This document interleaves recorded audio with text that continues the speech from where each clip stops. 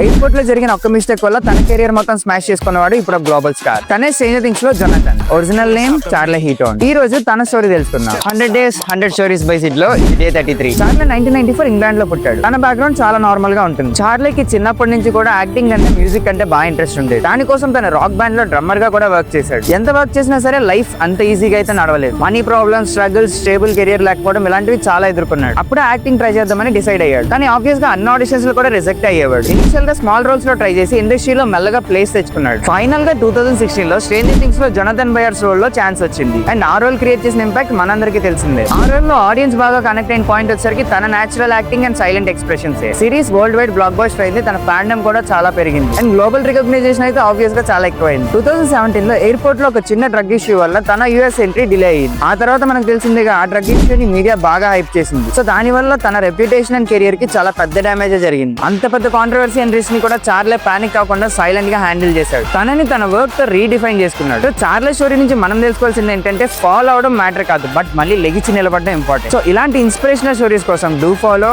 Sitz universe.